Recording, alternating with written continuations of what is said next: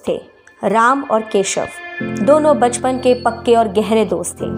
एक दूसरे के साथ खेलना कूदना, स्कूल साथ में जाना, इस तरह से दोनों के बीच में गहरी दोस्ती थी। पर दोनों के नेचर में एक फ़र्क था। जहाँ एक और Keshav kind hearted pure soul person था, वहाँ दूसरी ओर राम एक सेल्फिश और लालची इंसान था। पर फिर भी दोनों के बीच में दोस्ती थी और ये दिन ब दिन गहरी होती चली गई। जब वो बड़े हुए, अपने करियर की स्टेज पे आए, तब दोनों ने सोचा कि क्यों ना हम कोई मिलकर पार्टनरशिप में एक दूसरे के साथ बिजनेस कर लेते हैं। और ऐसे उन्होंने एक बिजनेस स्टार्ट किया और बिजनेस के चलते वो विदेश जाते थे, वहाँ से पैसे कमा के लाते थे। इन द मीनवाइल राम की शादी हुई, बीवी आई, पर कई सालों तक राम को बच्चा नहीं हुआ।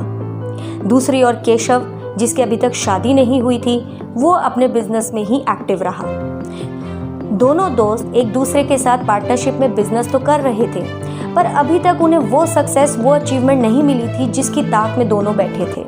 एक दिन वो विदेश गए अपने काम के सिलसिले से और वहाँ पे सडनली उनको एक बड़ा प्रोजेक्ट मिला और उस प्रोजेक्ट के चलते उन्होंने बहुत पैसा कमाया। जब वो पैसा कमा करके विदेश से अपने देश वापस लौट रहे थे और थ्रू शिप आ रहे थे, तो राम के मन में लालच आया कि क्यों ना केशव का सारा पैसा मुझे मिल जाए। क्या मैं कुछ ऐसा करूं कि केशव का पैसा अगर मुझे मिल जाए तो मैं तो रातों रात अमीर हो जाऊंगा, मेरे पास तो बहुत सारा पैसा होगा और मैं माला माल हो जाऊंगा। इस गलत ख्याल के चलते उसने जो किया वो आप सोच भी नहीं सकते। केशव जो शिप की लॉबी में खड़ा हुआ था, समुद्र का नज़ारा एंजॉय कर रहा था, पीछे से राम आया और उसने उसको धक्का दे दिया। जब केशव नीचे गिरा और उसने गिरते हुए देखा कि उसे धक्का किसने दिया, तो उसने देखा कि उसे ये धक्का राम ने दिया था। वो हर्ट तो बहुत हुआ, लेकिन टाइम नहीं बचा था और वो समुद्र में डूब के मर गया। राम वो पैसा लेके घर आया। उसने उन पैसों से कई प्रॉपर्टीज़, कई बिजनेस एस्टैब्लिश किए, अपना कारोबार बढ़ाया और ऐसे करते करते कुछ टाइम बीत गया। फाइनली एक दिन राम को बेटा हुआ, गोरा चिट्टा सुंदर बेटा। राम इस खुशी से फूला नहीं समा रहा था। जैसे ही वो बेटा बड़ा हुआ, तो जो एक अच्छे बच्चे से हम एक्सपेक्ट करते हैं वो सारे गुण उस बच्चे के अंदर थे। वो बच्चा संस्कारी, माँ बाप को पूछने वाला, बड़ा ही आज्ञाकारी बेटा था। उसका नाम अमित था। जब अमित बड़ा हुआ तो एक दिन वो बीमार हो गया। राम उसे लेके डॉक्टर के पास गया। डॉक्टर ने उसका डायग्नोज किया और राम को बताया कि अमित कैंसर से जूझ रहा है। एज अ फादर राम जो कुछ भी कर सकता था उसने वो सब कुछ किया। बड़े से बड़ा डॉक्टर अरेंज किया ताकि वो अपने बच्चे की जान बचा सके। उसने वो सारी प्रॉपर्टीज़, जो बिज़नेस एस्टैब्लिश किए थे, उसने वो सारे अपने बच्चे के इलाज में लगा दिए। पर फिर भी वो अमित को बचा ना सका, क्योंकि अमित अब कैंसर की फाइनल स्टेज पे पहुंच चुका था। राम उसके इलाज में बिल्कुल सड़क पे आ चुका था।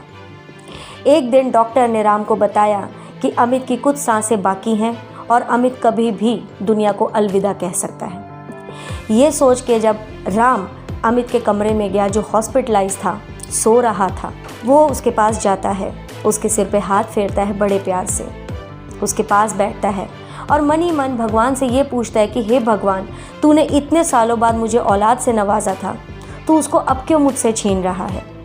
ये सोचते ही उसकी आंखों में आंसू आ जाते हैं और वो उठ के जाने लगता है। तभी पीछे से उसका कोई हाथ पकड़ लेता है। जब वो मुड़ के देखता है तो वो और कोई नहीं, अमित होता है। अमित उसका हाथ पकड़ के उससे कहता है कि पापा, आप क्यों टेंशन में हैं, किस बात की चिंता है, मैं ठीक हूँ, मैं यही तो हूँ आपके सामने, और ये तो एक दिन होना ही था। ये बात सुन के राम को बड़ी हैरानी होती है कि अमित ने ऐसा क्यों कहा कि ये तो होना ही था। तो वो उससे पूछता है कि बेटा तुम ऐसा क्यों कह रहे हो।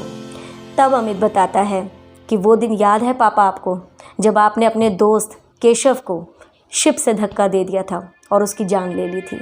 मैं वही केशव हूँ जो आज आपके सामने आपके बेटे के रूप में आया हूँ, आपसे अपना कर्जा लेने आया हूँ। जिस पैसे के लिए, जिस लालच के लिए आपने मुझे धोखा दिया था, मेरे पीठ में धोखे का छुरा भोंका था, मैं वही केशव हूँ। ये तो एक दिन होना ही था।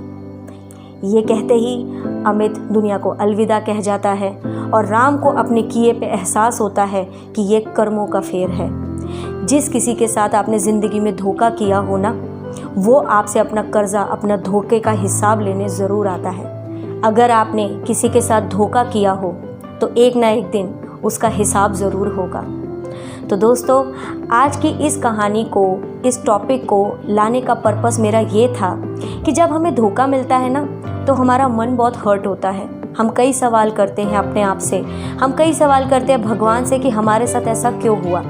बट इस कहानी से आप ये समझिए कि अगर आपके साथ किसी ने धोखा किया है तो इवेंचुअली उसको धोखा देने के लिए भगवान ने कोई ना कोई उसके लिए ज़रूर तैयार कर रखा होगा, ज़रूर खड़ा कर रखा होगा, जो एक दिन उसको ये सबक सिखाएगा कि धोखा देना और उससे आहत होना क्या होता है। तो अगर कभी भी आपका मन उदास हो किसी के भी धोखे से, तो प्लीज़ मेरी ये वीडियो ज़रूर देखिएगा, क्योंकि इस कहानी से हमें ये इंस्पिरेशन मिलती है कि अगर कोई हमें धोखा दे तो वेट एंड वॉच। एक दिन आएगा, कर्मा अपना फेर बदलेगा, जब उसको आपका हिसाब, आपका कर्जा देना होगा। तो फ्रेंड्स, अगर आज की ये स्टोरी, ये मोटिवेशनल स्टोरी आपको पसंद आई हो तो प्लीज़ लाइक, शेयर, सब्सक्राइब करना मत भूलिएगा। Till then, bye bye, take care.